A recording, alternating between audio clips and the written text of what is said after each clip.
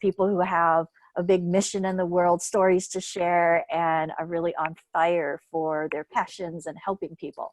So why don't we start out really quick, real first, just like a 30, 60-second type of thing. And we'll go around and do a quick intro of who you are, where you're from, what you do, that type of thing. And then we'll start into what we're going to go over. And I'm really kind of worried about Carlita, why she can't get in. And let's just start with, it's just how my grid is. I know everybody's grid is different. But Lisa, you're to my side. So Okay. Why don't you go first? Good morning, ladies. I am Lisa Lipscomb. I am a full-time teacher. I've been teaching since 1995. I currently teach online, mostly in the afternoon, so I will be breaking away at one point. I also own a business called Something New that I started 3 years ago. So I assist people in creating a personalized plan that builds a bridge between lifelong learning, adventure, stress relief, and self-care.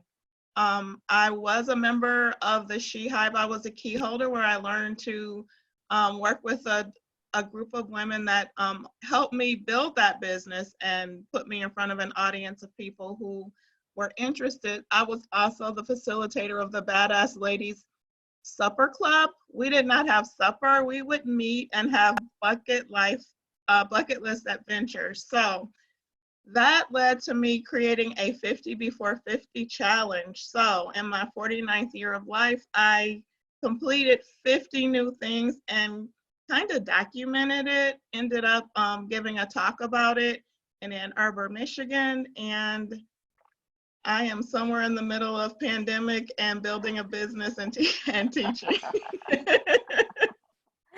Awesome. Fabulous. Thank you, Lisa. Janice, you're on the other side of me. Good morning, everyone. My name is Janice Malillo, and I am a wellness transformation health coach. I've had the honor and privilege of working with Vickie on two of her anthologies, international bestseller, I might add. I've co-authored 12 books. I just submitted my 13th co-authored project, currently working on my own anthology series, as well as starting a new venture with my sister called Two Sisters and a Book. And we just launched our podcast. My dream is to, and everybody's been asking this, when are you going to do your own book? So I'm really excited to do that and learn from everybody here. Thank you, Vickie. This is going to be great. It's going to be so much fun, guys. I'm so excited. Thank you, Janice. All right, Rhonda Wood. Hello, everybody. Can you hear me okay? Yep. Perfect. My name is Rhonda Wood, and I am joining you from Upper Marlboro, Maryland, which is a lovely suburban town about between 10 and 12 miles outside of Washington, D.C. I was actually born in D.C. I spent 25 years in corporate America in D.C. And about 2 years ago, I took an incredible leap of faith with both feet to join the world of entrepreneurship. Haven't looked back since. I am an empowerment speaker, author, and coach with a fiery, deep-rooted passion for supporting, healing, empowerment, and restoration of women and a few good men around the world. I help women find the courage to take back their power so that they can let go of their painful past, powerfully experience unlimited possibilities personally, professionally, and financially.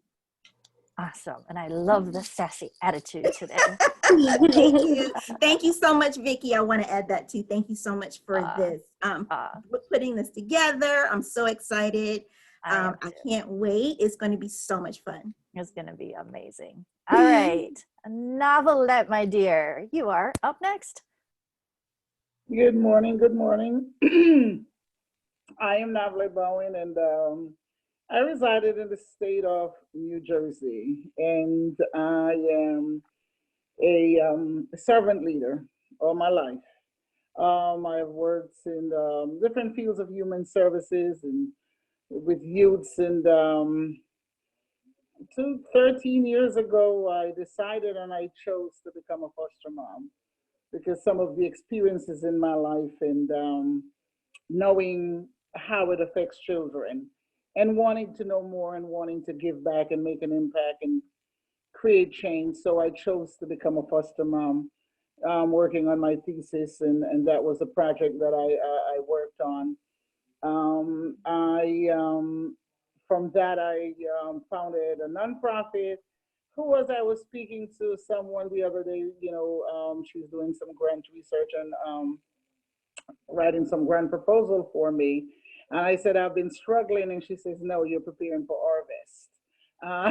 So I like that better. So my mission that I am working on, beside working, with the in the developmental disability community, my mission that I'm working on is helping young at-risk youths to become empowered and live a meaningful life, achieve their education, and supporting them to complete high school and completing a 2-year college degree. So that's what my program focuses on, and I'm working with that also because I understand the essence of snatching your power and having your power back, regardless of the different type of situation you go through or the levels in which you go through abuse and dysfunction, and how much it can lower your self-esteem and control of getting your power back. So I'm all in that arena. I'm excited to be here today because I'm working on doing this book here. And Vickie, I thank you for your support in helping me to achieve that dream, because I want to share with people how I snatch my power back, reclaim my life, and live in my best life. I'm working on building my speaking career in that arena also. So I'm happy to be here, and I'm honored to be among you ladies, and we're all going to power up and get it done. That's right. That's right. Love, love, love all the power in this group. Joy. Wait, my mom. Hold on. Okay, I'm off mute now. Okay, I'm Joy Muhammad. You can hear me now? Yeah. Okay, good. I'm Joy Muhammad. I'm currently living in Washington, D.C. I'm born and raised in D.C. like you, Rhonda. So we not too far away from each other. We got to get to know each other. I'm a social worker. A master's degree in social work. I currently work full-time in the federal government. I enjoy working with women. I've done some prison ministry and working in group homes and working in shelters. My main population I normally work with is women in homeless situations.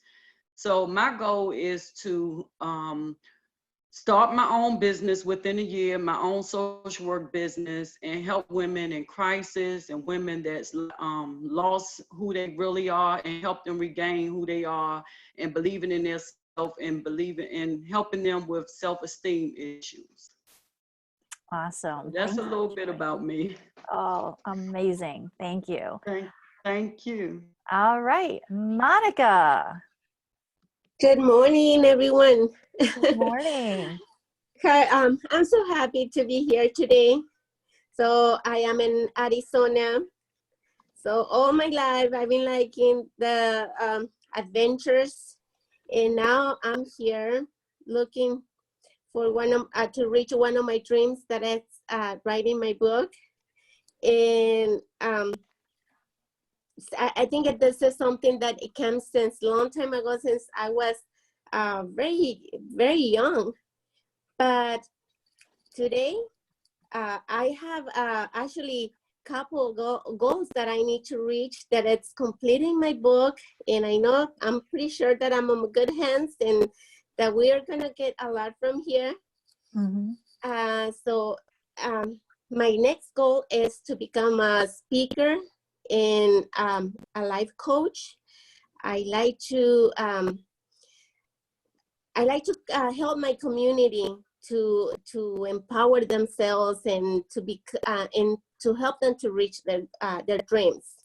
Mhm. So I'm here like all nervous Amazing. and excited to be here with all of you. Oh, that's good. Excitement's always good. And you're writing your book in Spanish, right? Yes, yes. Yeah, Correct. yeah. Gonna have a Spanish book. That'll be my second Spanish book. The first Spanish book, like my bestseller, I wasn't able to read her book, but I told you that already, Monica. All Yeah. right, Carlita, I'm so glad you got in. Sorry about that.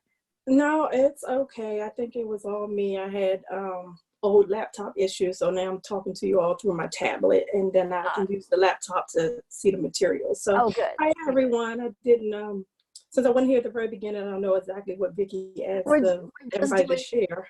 quick intros, who you are, where you're from, what you do. Okay, yes, I am a Washington D.C. native as well. So, ladies, we gotta connect. Oh, Hey, DC. DC, I got the whole DMV on lock. So native of DC, lived in Maryland for about 10 years, and now I'm in Virginia. So human resource professional, years as administrative professional, master's degree, the certifications. And so my goal, which I don't know if you guys can hear the nervousness, but my goal is to finally get my my book done, other duties as assigned that has been on my heart and in my head, God, for as far back as I would say even high school. So it's going to be a journey book of to help professionals young from as early as high school to undergrad to just, if you didn't choose to do college level work, just excel and avoid the speed bumps in life. awesome. Thank you. Thank you for sharing. All right. As you can see, we have a really, really awesome bunch, and I am super excited to be with you guys today. If ever something happens with my Wi-Fi, stay on. I have been bumped off here and there, so just stay on and I will come back. Or if it starts getting fuzzy, let me know, because I had to switch modems today. It switches back and forth, and I don't know why it does that. I'll blame it on my children being home and using too much and being on their games and stuff like that, and my husband, and everybody's home, leave my Wi-Fi alone, right? So the way that this is going to be set up, we have 3 parts that we're going to go through. So I broke it up into 3 different sections. Each section, we're going to probably spend about an hour and 20 minutes on each. I'll try to stay as on time as possible, but you know how things go, and with questions and stuff, we could run over. But if anybody has to leave, please know that the whole entire thing is recorded. You will get a link to download it to your computer and a page to go to watch it if you want to as well. So don't worry about any of that. If you have not downloaded the PDF or the Word document yet, you'll want that. That's where we're going to start in each of the different sections. So there's a Word doc if you want to type right into it. I didn't want to make it a PDF, like fillable PDF form, because sometimes those don't work really well. So I just gave you the Word doc, and then there's a PDF if you like that instead to print it out and write on it. So either way is fine. So what we'll do as well is, as we go, I know sometimes it's hard to remember what the questions are, like if they pop up in your head. So you can either write them down or you can throw them in chat. I'll try not to get distracted by the question as I'm going, because I want to make sure we cover everything. We will cover everything regardless if we do maybe run over a little bit or not. There is a lot of information. It may feel like a lot of information. It's okay if it feels like a lot of information, because you have time later on to rewatch and reabsorb and relook, okay? So that's first things first. So we will take a little bit longer break after the first section, just because I know people probably are gonna get hungry. It's gonna be lunchtime. I'm gonna want to eat as well. If you need to get up to go to the bathroom, feel free. You don't have to raise your hand. Lisa's the teacher. You don't have to raise your hand or anything. We'll still be recording. You probably won't miss much. You can take us with you if you want to, but just leave us on mute, okay? All right, so that's the housekeeping stuff. I'm pretty sure most of you know enough about me that I don't really need an introduction, right? I have 104 best-selling authors. I just realized that I missed one, and I feel really bad because I've been saying 103, and the other day I realized there's actually 104. So that's pretty cool. And I have been doing book coaching for about 4 years.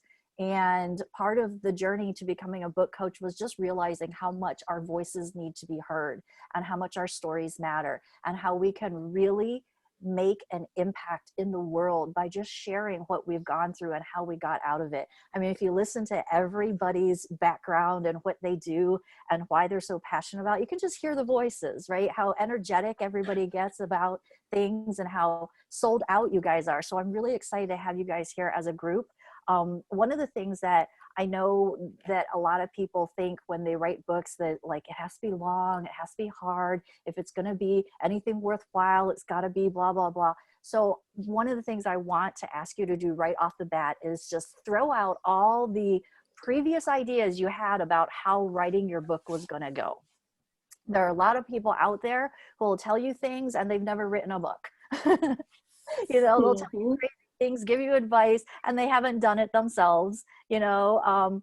And I think that ends up making a lot of people feel like, oh gosh, am I ever going to get this thing done? So what we're going to do today is we're going to fast track getting that book out of your head, making it super easy and making it feel like, I'm not going to say walk in the park, but it's going to feel a little bit more like a walk in the park when you're done. Because I can tell by the looks on some of your faces that it's like, oh gosh, here we go. This is going to be a lot. And it is going to be a lot, but it's going to be a lot to make it easy, if that makes sense. All right. So first off, I don't know if everybody knows that I am a law of attraction practitioner as well. So what I want to do right now is just get us grounded so that we're ready for our day today. So if you're somebody who wants to participate, I don't make anybody do anything. But if you would like to participate, what we're going to do is put your feet flat on the ground. No crossing feet or arms or whatever like that. Feet flat on the ground, sit in your chair, and we're going to take a couple deep breaths, all right? Deep breath in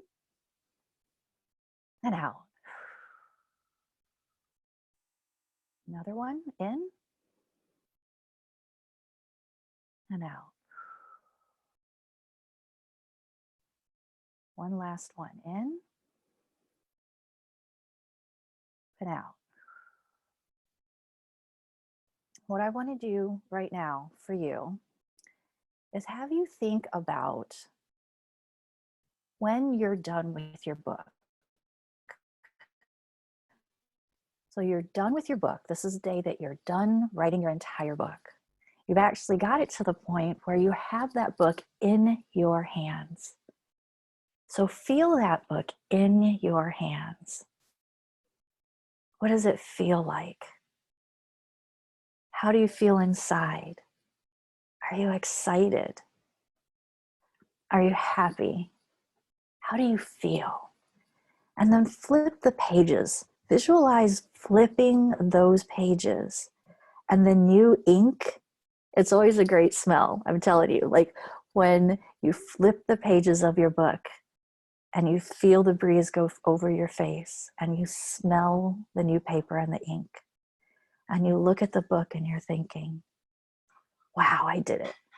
I finished it. I'm going to be able to help so many people. This is going to impact the world. Look at the front of it. Look at the back of it. Feel the weight of it in your hands. And I want you to really ground in that feeling. How does it feel for you? Exciting? Like there's a lot of opportunities for you? Feel proud that you have accomplished it? And then think of all the people and visualize the people that this book is now like. If you could have the book float out, imagine the book floating out to all the people who need to hear your story, need to hear what you have to say because they're struggling, they need help, they feel alone. And kind of see those books floating out to the people, the exact people that need to hear it. And then to hear the comments come back to you. Wow, this book really changed my life. I've been using this book and recommending this book to so many of my friends. Your book came at the exact time that I needed it. Your story touched my heart. And just imagine the feedback and the people, and maybe you're speaking someplace and people are coming up to you and saying, I read your book, it helped me so much. All right, ground in that feeling. Okay, now let's take another breath in and out. In and out. Now you can feel the chair underneath you, the floor underneath your feet. Start to open your eyes and come back whenever you're ready. If you need to take one more deep breath, go for it. All right. How did that feel? Type in the chat how that felt for you.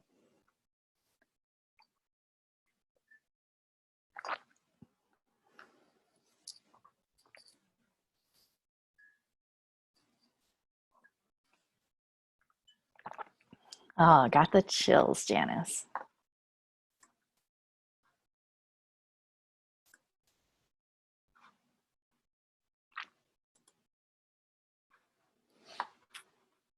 Awesome. Okay. You know what? I can't see chat when I do share. Hold on.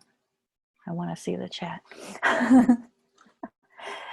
Good and exciting. Carlita, Rhonda, that was amazing. I felt the book in my hands. Yeah, in your hot little hands, right? Gosh, felt great, says Lisa. All right, cool. Right. You might be wondering why I told you guys needed to be on video today. I'm going to give you a little secret in on that. I do love to see your beautiful faces, but it's also because people pay more attention when they know that they're on video. And I want you guys to be present. Joy, loved it. Saw the people asking questions. My picture on the cover, Monica said, emotional, excited, chills. Charlita, yes, thank you for that. I was going to ask you that. I should have. I apologize. Do you like to go by Charlie? Okay, because I thought so on your email. Okay, will do. Awesome. Let me start sharing screen that. You guys ready? Are you guys ready? I'm so excited. Okay, cool. All right. Actually, this works really well because I can't see chat while I'm sharing screen, so I will not get distracted. Awesome. Okay, let's get moving. Hold on a second. There we go. All right, you guys see the 4-hour author PDF? You guys have this too, right? Okay, so what we're gonna do, this is part 1.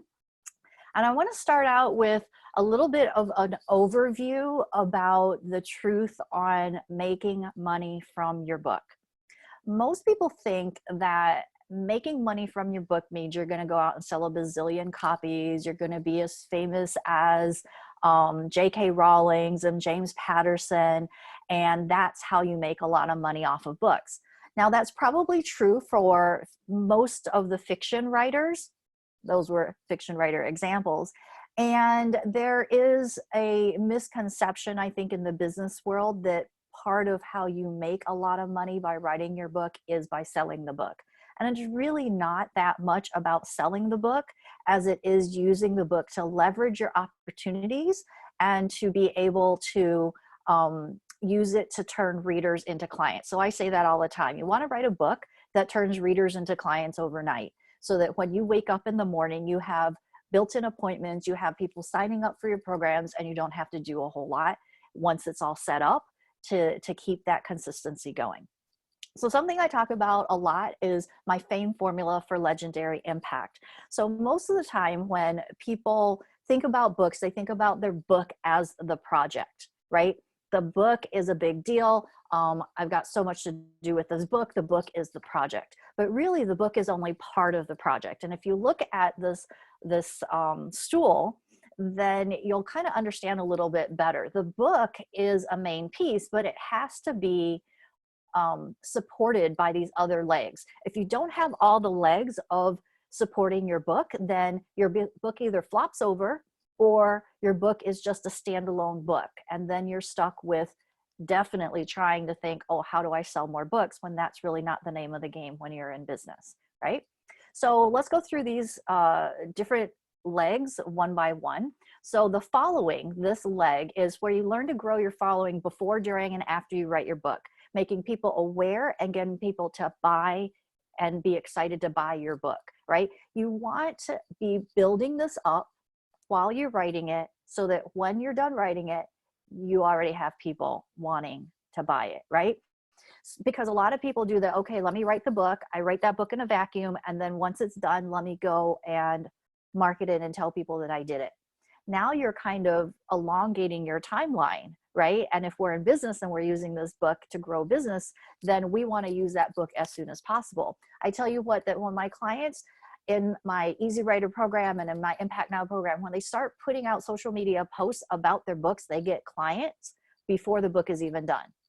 Because the mere fact that you're writing the book already gives you the credibility of having written the book. You know what I mean? So you need to as well also start telling people, I am the best-selling author, if that is your goal. I am the author of the forthcoming book, blah, blah, blah, about blah, blah, blah, so that people already know about it, okay? A is for authoring. This is where you create that best-selling experience. I talk about the book needing to be an experience for your reader that they don't want to end, sharing your stories, the brilliance, creating connection, and giving a true transformation. So the difference in what I think about writing books that makes it a little bit different is that I truly believe that a book is not just a good read. It's not just your stories. It's not just a memoir, even though stories and storytelling is so very important for books. Your book needs to be an experience, because people talk about an experience. People want to revisit experiences. They want to continue experiences. And when you create a book that's an experience, that reader inherently wants to take the next step, to take the next experience with you, which would be your program, products, or services, okay? And then multiplying, M for multiplying. This is where you bank on that reader's connection.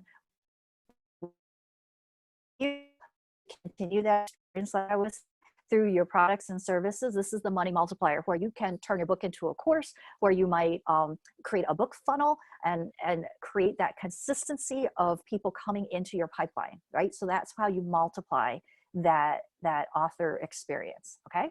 And then E is elevate, where you leverage your bestseller title to gain more notoriety on multimedia platforms, online, offline articles, blogs, workshops, training, speaking, and all that fun stuff. And then that exponentiates your reach around the world so that you can close more clients, get in front of more people, make a bigger impact. Because I know that for a lot of people, you know, especially my people, the people that I attract are very heart-centered service people who care a lot about the world and about people. And impact is a big, big thing. But because we're in business, we're not just wanting to make the impact, but we also want to grow a lucrative business. So by having all of these things, if you see this, now these legs are supporting this book, and the book can be fully functional. When you think about a lot of people who have written books, everything is somewhat of an 80-20 rule in the world, right?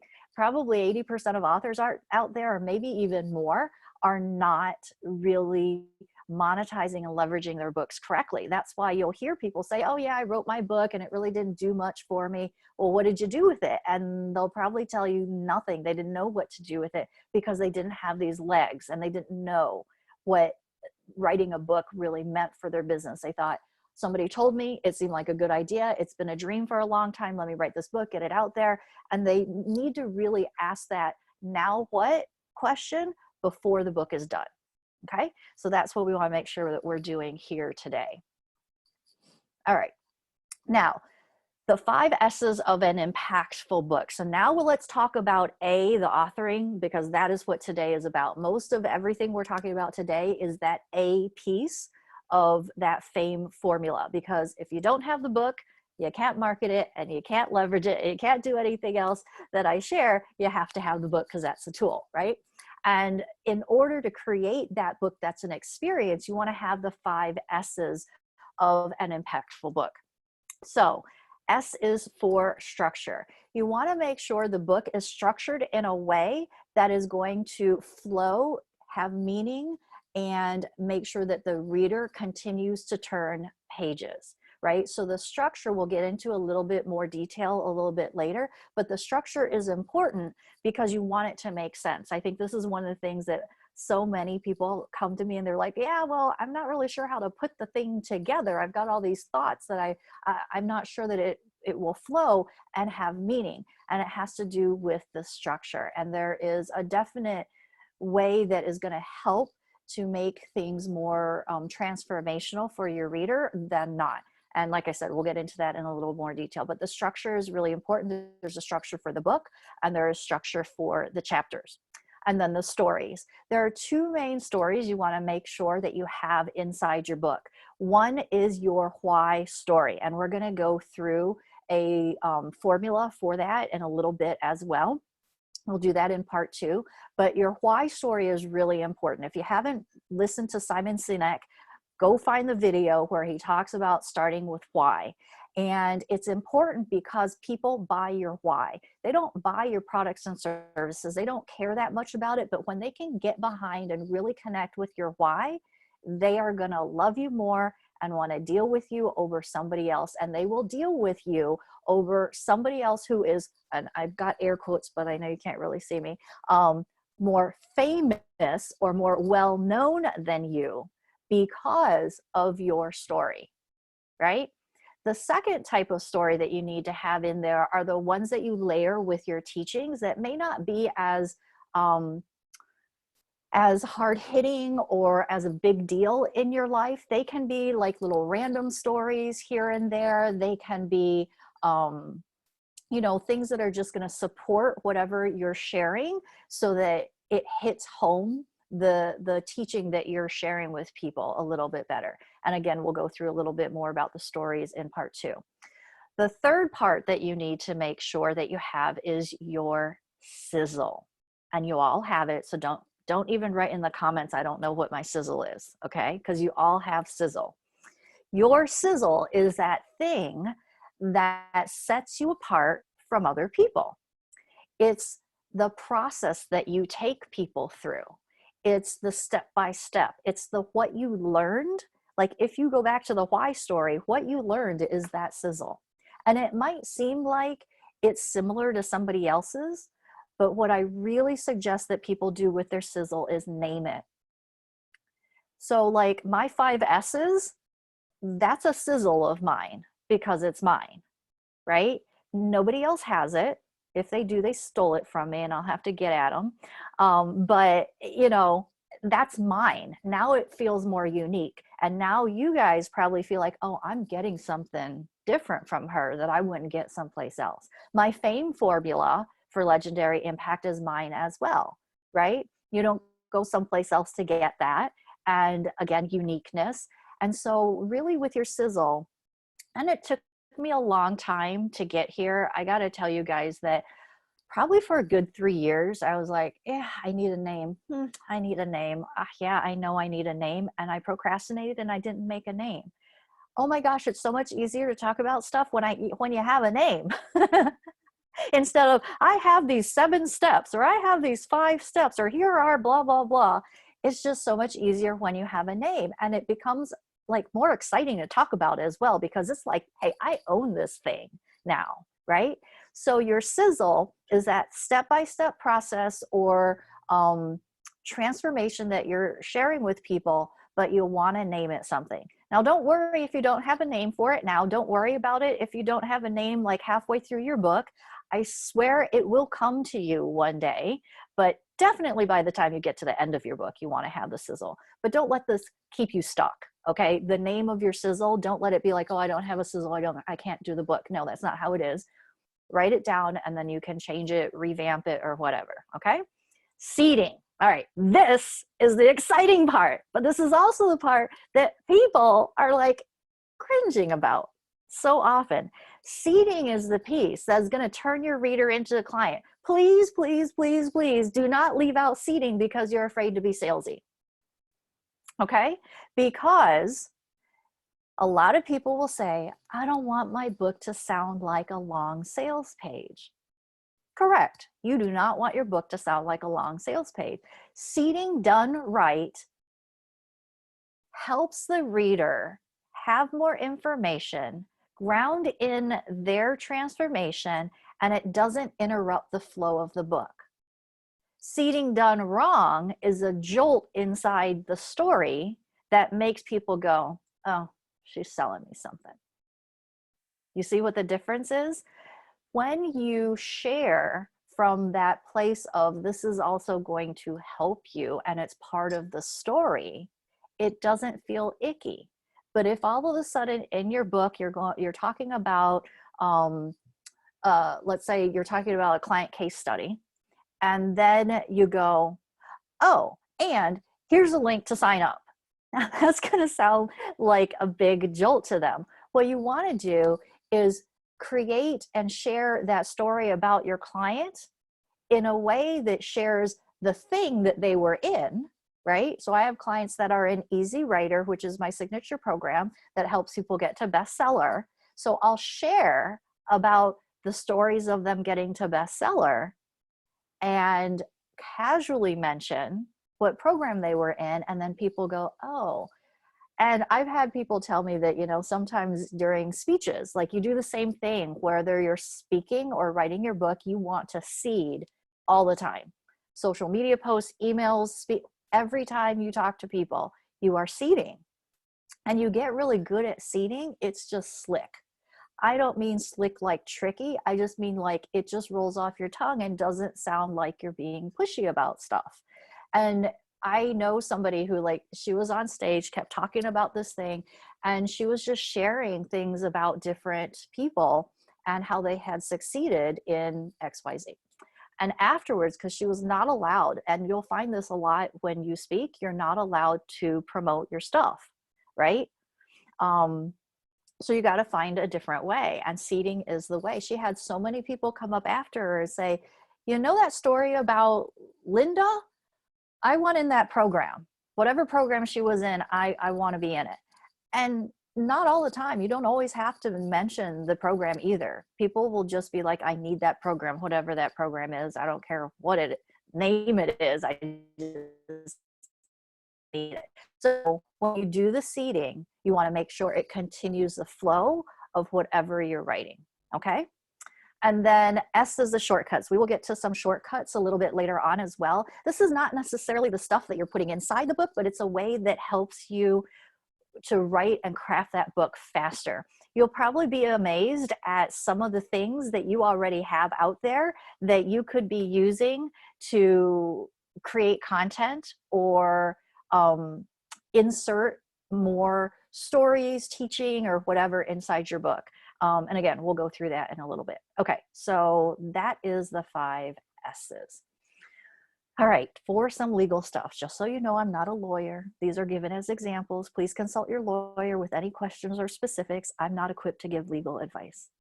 That sound like a good commercial? Okay, so you will want a copyright inside your book, and you will want a disclaimer if you're doing health or coaching types of things. Like if you feel like somebody might think, oh, this is a mental health advice, or, you know, whatever, that you might need this disclaimer. Okay. Let's go back for the copyright for just a second though. This copyright, so when you get an ISBN for your book, they potentially could sell you and try to sell you a copyright to your book. What I've been told, and again, I'm not a lawyer, is that your book is already copywritten in the sense that people can't plagiarize your stuff. It's illegal, period. Regardless if it's on your blog or your social media, like plagiarism is illegal, right? So putting this copyright statement here inside your book is letting people know that you know your rights, that you know your rights about your book, and that if they want to quote you or use parts, like, they need to contact you. This does not mean that your entire book and all your words in it has been copywritten. That's a whole nother process. And what I've been told is that it's not that necessary, because if somebody's going to pluck your words out, they're going to pluck your words out regardless if you did this or that. So the extra expense sometimes is not worth it. Again, ask your lawyer if you got something really juicy in your book that you want to make sure is copywritten. Okay. And then this disclaimer, like I said, you can take it and use it in whichever way you need to. You might need to modify depending on what's inside your book and stuff. There are a lot of disclaimer examples on the internet. All right, cool, got that? Yes. All right, difference between an author and author entrepreneur. I already kind of hinted about this, that, you know, fiction writers are generally authors. Authors, and yes, I coined these terms, they're so they're so unique, right? But anyways, an author is somebody whose livelihood is based on sales of books. And from what I know of everybody here, that's not what you're doing, right? An author writes books, books are their products, books is their livelihood, and that is it. An author entrepreneur is somebody who writes a book in order to help grow their business, use it as a tool, transform their readers, and then use that to gain more opportunities, whether the opportunities are speaking, podcasts, interviews, that type of thing, expertise types of things, or it is to as well turn people into clients, right? So that's the difference. And all of us here are author entrepreneurs. So that means that we need to write the book in the direction of using that book as that tool. It's kind of like reverse engineering, right? You want to make sure you're reverse engineering, or else you don't know what your target is. And as author entrepreneurs, we want to upsell, we want to turn them into a paying client, coaching programs, group programs, or, you know, online courses and stuff like that, right? So here is your question. Where do you profit the most from writing your book? You guys can write that in. I'm going to stop screen share because I want you guys to type that in the chat, and I can't see it unless I stop screen share. So where do you profit the most from writing your book?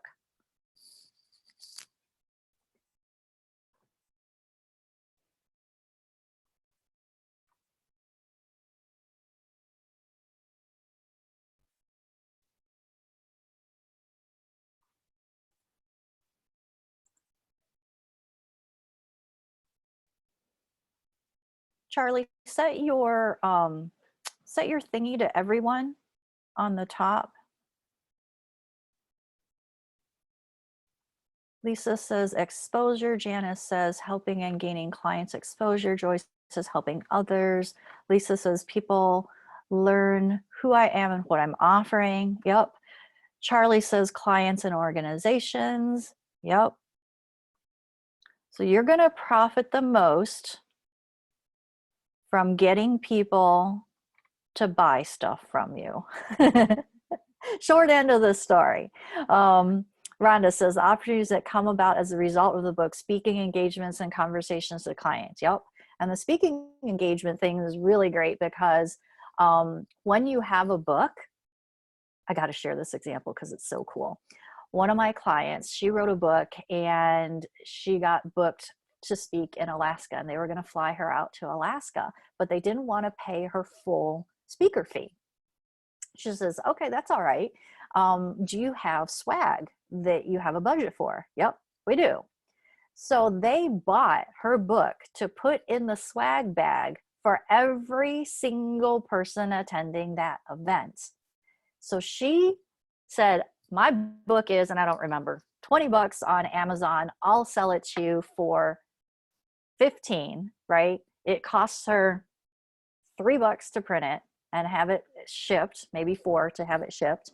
And she netted the difference by selling them at a discount because they were buying in bulk, and she ended up getting paid more than she would have had they paid her speaker fee. So she got a lower speaker fee, but then with the swag, she got more than that. And a trip to Alaska. How cool is that, right? I've never been to Alaska. Monica, talking about how it's helping your friends and clients. Yes, so your book. Okay. Charlie, I know I said I wasn't going to get sidetracked, but I am gonna answer your question right now because it's gonna get buried. So Charlie asked that about trademarking. So trademarking and copywriting are two different things. You can trademark your process, and what you need to do first is slap that TM on it. You know the little R that is in the circle? That is a registered trademark. Most people just have the TM. So you want to put the TM on. That means trademarked after whatever it is you're trademarking. And no, you can't trademark a book. That's why you'll see book titles that are the same or similar, because you can't trademark a book. You can trademark a process. So if your book is the title and that's the same as your process, then you can trademark that. So there's a little loophole there. But a trademark, you have to put the trademark symbol on first. Then when you register the trademark, you can do it yourself or get a lawyer to do it. They will ask you when you started using that trademark.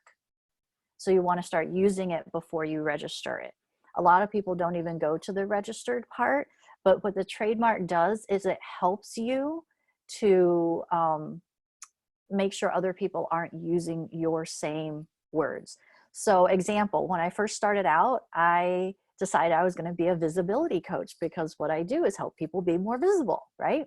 So I went with visibility coach. Visibility coach apparently is trademarked by a guy named David Averin, who I'm actually friends with on Facebook after that. And I got a cease and desist letter. Yeah. Ooh, that was not a fun day. Talk about heart beating out of your chest, right? I'm like, oh no. But he trademarked visibility coach, and now nobody else can use it, although people do. He has not caught everybody. So that's what happens when you do a trademark, is that you can go after people and say, hey, you can't use Easy Writer as your course name because I trademarked it. I trademarked that 3 years ago. So unless you can prove that you started using yours prior to my using mine, then I win and I get to keep my trademark and you have to go do something else, right? So when I created the FAME formula for linear impact, I put a TM on that as well. So you're free to do that on anything.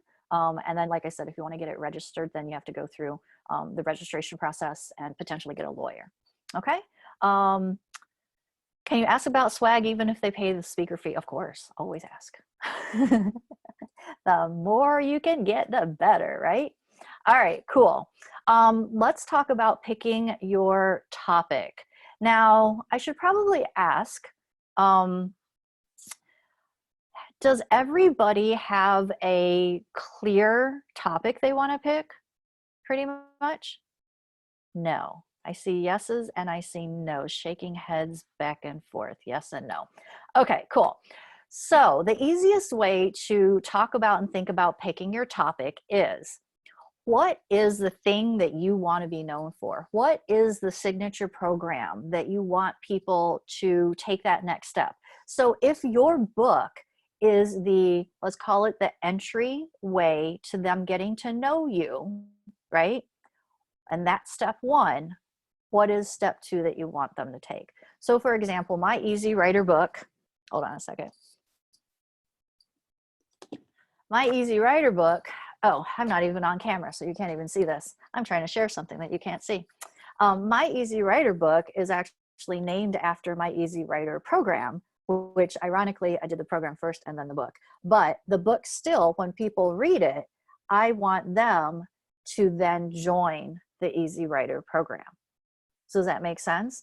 So when you're thinking of a topic and what is the best thing for you to lead them into what you want them to do next. Now, if you don't have like a group program like I have, something that you've already put together, the easiest thing to pick is your one-on-one coaching. So what is it that you do in your one-on-one coaching that book can lead them to? Does that make sense? What is the precursor? What is the thing that they need to know about you or that you need to talk about before they're ready to do the next thing? Buy your stuff. Does that make sense? Okay, let me go back to screen share. All right, so that's picking your topic. So now what is your topic? And I'm gonna like do like a 60-second countdown type of thing so that we can actually write some of these things down. Okay, countdown, hold on. Clock. Timer. Okay, my timer only gives me 1 minute to, okay, we'll go with 60 seconds then, okay? So next 60 seconds, I want you to write down what your topic is, and then in this picking your topic part, like what it is that your topic is leading them to. Does that make sense? Yes? Okay, 60 seconds.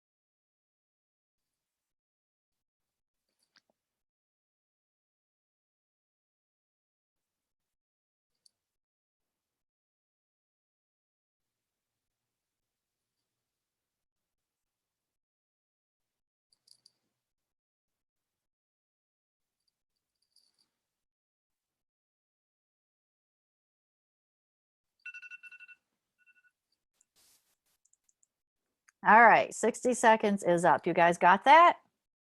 Picking your topic. Yes? All right, cool. Next thing we're gonna do is talk about your reader. Who is this reader? What are their attributes? Your ideal reader, that is. So I'm gonna give you another 60 seconds, and it's really important that you know who you're talking to. So you might think about who you were before you figured this out. You might think about who your favorite clients have been in the past. But what you want to do is think about, who is this person? What are their struggles right now? What is their mindset? Like, what are their thoughts? What's going through their mind right now? And then maybe some also like demographics and age types of thing. Like, how old are they? Do they have kids? Do they have a partner? Are they married? You know, that type of thing. So let me give you another 60 seconds on this. And this is really important because then when you're writing your book, then you can really talk to that one person. I'm sure you've heard that in marketing a lot, you know, that you need to make sure you're speaking to one person. So this reader needs to feel like they're talking, you're just talking to them. You know, a lot of people, if you do this right, are going to come to you afterwards like, oh my gosh, it was like you knew me. It's like you were talking to me. It was like you were in my head. All right. So 60 seconds. Who is your reader? Go.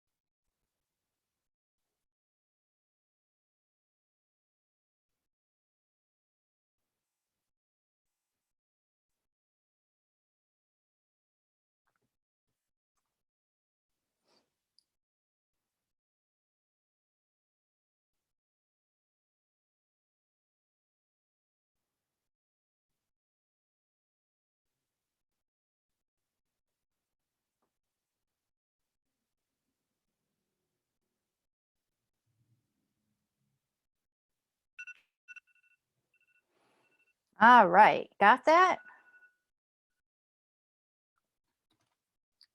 Okay, cool. Now that you know who you're talking to, what do you want to happen for the reader when they read your book? So what I mean by that is you're taking them through a journey, right? We're having an experience inside the book, but the bigger picture is like if you were to talk to somebody about your book or write the description to your book, why would somebody want to read your book? Where are you bringing them from point A to point B? What is that point B? What are all the benefits? Not the process, not like your step by step, but what are the benefits to somebody to read your book? What are they going to get when they're done with it? Okay, 60 seconds.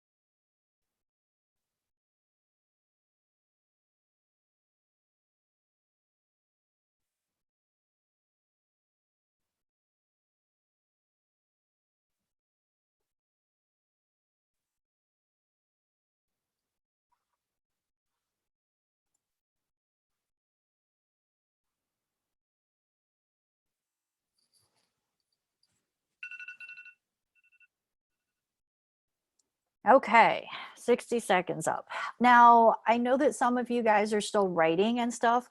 Please don't feel like, oh my gosh, I'm not done, I'm not done. There's just a lot of stuff we want to get over. And this is not about perfection. This is about what is your knee-jerk reaction? What is the top of your mind? Like, if I had to just go like this and ask you these questions, what's coming out of you? Because sometimes when we sit and think too long, it actually makes it harder. You know what I'm saying? So just like go with the flow. Don't worry about if it's right or wrong. Just pour out whatever is coming to your mind. You can modify whatever you want. Nothing that you write today means that, oh my gosh, I'm stuck with blah, blah, blah, because I put that down, right? Okay. Now the next question is really, really, really important. And it's because so many people don't think about this. Get selfish. They go, oh, you know, I'm writing this book for other people. And because I have so many servant leaders in my community, it's always about, oh, well, I want to help and I want to help and I want to pour into people and whatever. But there's another side to writing this book, and it's about you and about what it means to you. And this is where I want, and nobody's going to read your stuff. I want you to be super selfish with this question. What do you want for you from this book? Fame, fortune, movie star, I don't care what you write, but make it super selfish, okay? 60 seconds.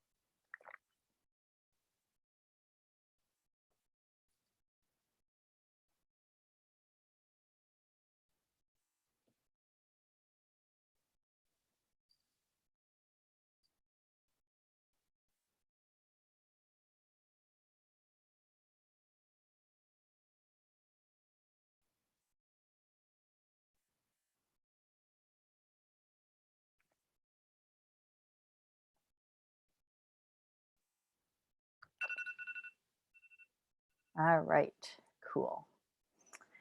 Now, these two questions that I asked you, the what is going to happen for the reader when they read your book, and what do you want for you from this book? These are the two questions that really ground people when they're like, oh, I don't know if I can finish this. I don't. Come back to what you wrote here anytime that you get stuck or you struggle with writing your book, or you're like, oh, I don't know if it's going to be worth it. Trust me, I've had all of the same thoughts. And with all the clients I've had, I've probably heard most things, you know, and these are the things that we always come back to that will make it important to you. You get to revisit what it means to you, because sometimes we forget, like in the muckety muck of, oh gosh, I got to write this chapter. Oh, I'm not finished. Oh, I gotta, you know, technical this, technical that. These are the questions that are going to keep you going. Okay. And the visualization that we did earlier. All right. The benefits. I think I kind of put that in with the other ones. So we'll skip that for now. If you want to go back to it, you can. All right. So let's talk about the structure of your book. Okay.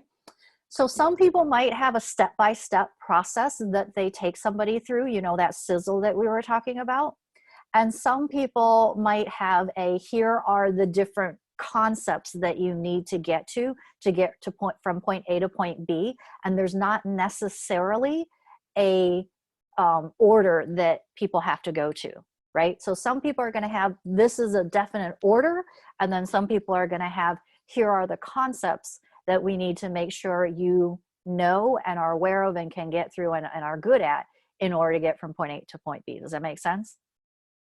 Okay, so the easiest thing to do when we're starting to write our book is, okay, you'll put the topic up here, but we're going to break your topic into that 5 to 10 parts or steps. All right.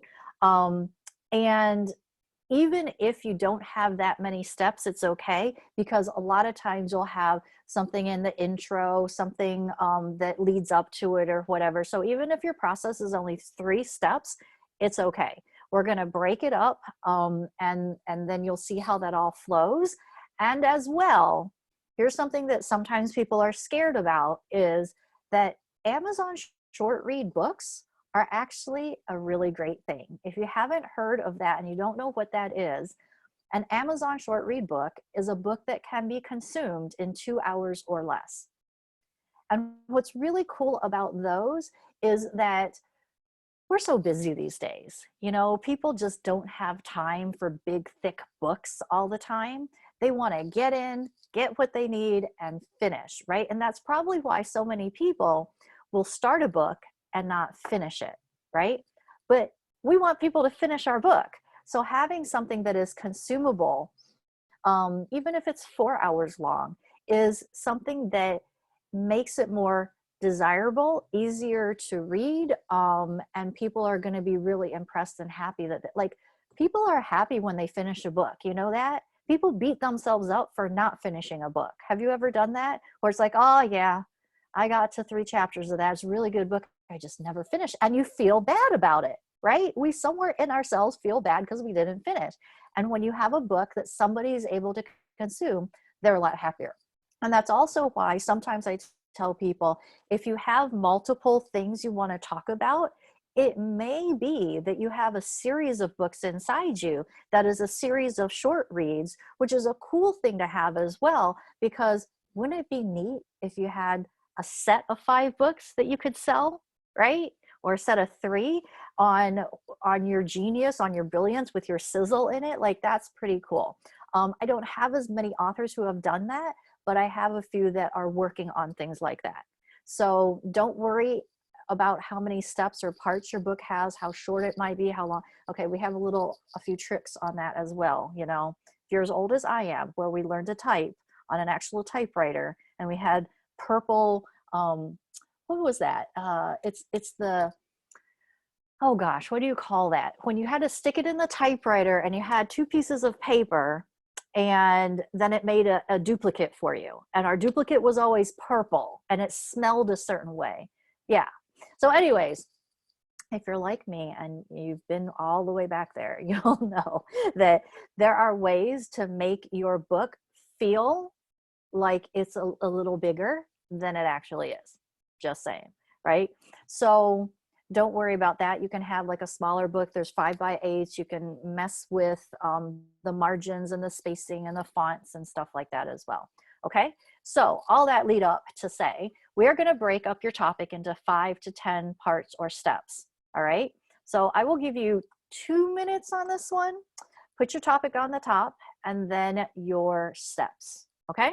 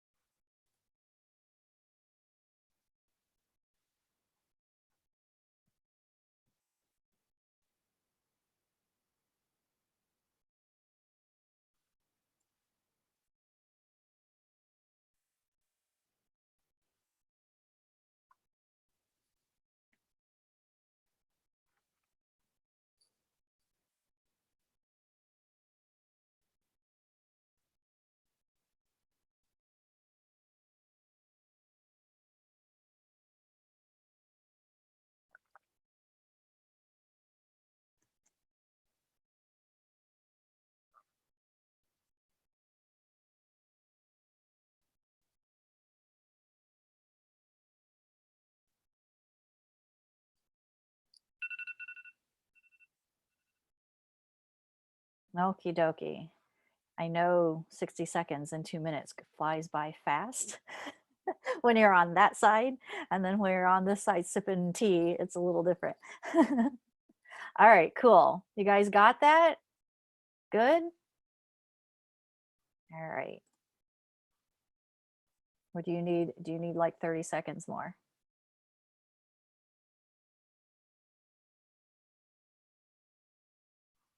Is that a yes or a no? I can't tell. You good? Okay, everybody's looking. Thank you. All right, cool. Carbon copy, that's right, Rhonda, carbon copy. I remember in college and I had this typewriter that had a little window in it. And I thought I was the coolest thing ever because I had a little window so I could type the thing and I could look to make sure there weren't any mistakes and I could hit enter and then it would start typing because we didn't all have laptops back then. We still called home with, you know, the phone that was on the wall that had the really, really long cord. Anyways, yeah, I thought I was really, really, really cool because I had that typewriter. Okay, mag cards. Smith Corona, yes. What's a mag card, Janice?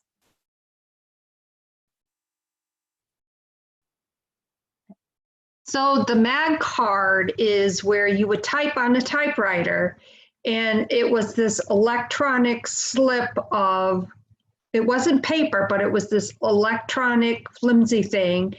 And you would put it in before you started typing. And once it was ready to print, you know, when the lawyer or whomever I was working with would do the final okay, then you just put it in there and hit print. So it was called the actual thing was called the mag card. I don't remember that. I just remember like the cartridges you had to put it in, take it out, and you had to white out stuff and you had to line it up exactly. Or if when you retyped over the letters it didn't work, yeah, that was a pain in the butt. I'm showing my age. Oh Oh, boy. hey, me too, right? Charlie was asking, and yeah, okay, hold on. It needs to be Reddit needs to be at least 80 pages. Is there an industry standard or rule for a book of value? I don't really think so. I would say you want to make it at least around 60, 75 pages. But there is a book, and it's called U Squared. So like U with the number 2, like squared. It's actually a very small book. It's so small, it doesn't have a spine. If you want to have a spine, I believe it's that you have to have at least 90 or 100 pages, or else it's not thick enough. Like you can't get your thing written on the spine. But there's this book called U Squared, and it's a very powerful book, and it does not have a spine. The books that don't have a spine, you know, it's kind of just folded over, and there's a staple as the spine. You know what I'm talking about, right? And I wouldn't say that that is less taken seriously, if that's grammatically correct. It's taken seriously because I have coaches who recommend that book all the time. I think it's about the content that's in it and how well that content is put forth to create that transformation for the reader. 80% of books are bought through referral. So you want to make sure that it's impactful and it has meaning and it's just not fluff, you know, because then people will talk about it. And people talk about what? They talk about stories. So when you have the magnetic stories in there, and the stories that help them retain what you're teaching them, then they're going to talk to their friends, and birds of a feather flock together. Most of the time, if somebody has a problem, their friend's going to have something similar and know somebody. You know, I don't really think it's 6 degrees of anymore. I think it's much closer now that we're in the world that we are now with all the internet and everything. But I would say, you know, when you start getting down to like 24 pages or 30 pages, that's probably too short. Like it's more like an e-brochure in my opinion. But I know that there are other people out there who have books that are only 24, 25 pages long. If that's the case for you, I would make sure that what you have in there is really succinct, to the point, and really packs a punch. The shorter that it is, right? Because you do want to be taken seriously. So I get that there is a certain perception of having a book that's fat versus a book that's thin. All right, cool. So I think I've answered most of the questions. I would love for you guys right now, if you could put in for this first session, we are done with part 1. What were your top takeaways from part 1? And also, while you are typing that in, I meant to ask you guys this early on, and I apologize that I forgot. If you want to type in like takeaway and then whatever, I also wanted to ask you guys, what are the top things that you want to make sure you walk away with during our time, to make sure that we're going to go through all of those things that you need, if there's something that you've been thinking about. So if you could put those 2 things down, that would be fantastic. And Joy, did you have a question? Because I see your hand is up. Did you mean to hit the hand up button? Okay, I'll lower your hand then. Okay.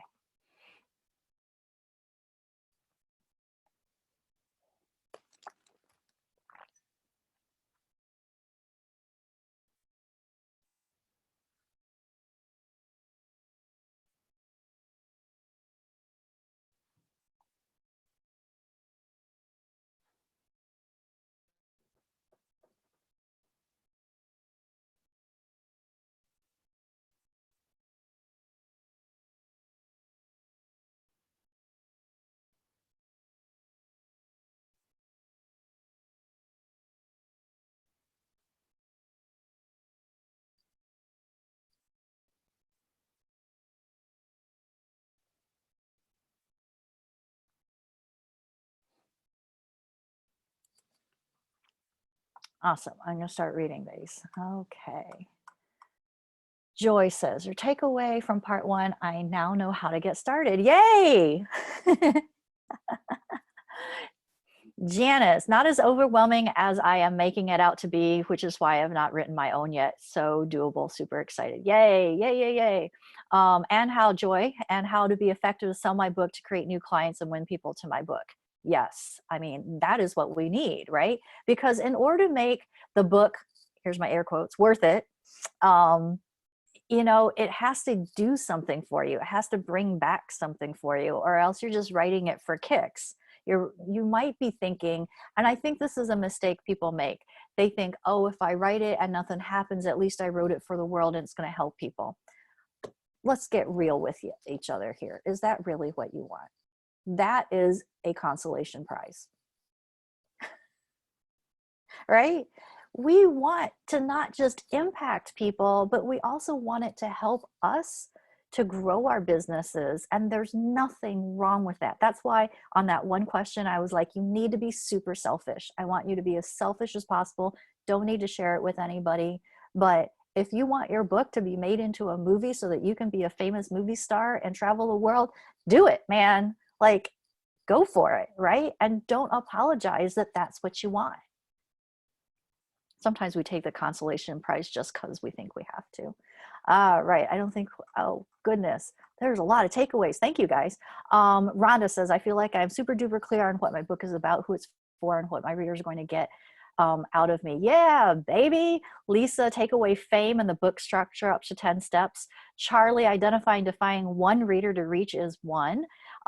Joy, now I have 10 parts to get started. Yes. Monica, topic is very important and the 10 parts. Joy, I also got new ideas for my chapters. Yay. Monica, structure is easy. Do not get overwhelmed. Awesome. Cool. I love that you guys said not overwhelmed, because that was my next question. I tend to be this person who likes to fire hose. I love information.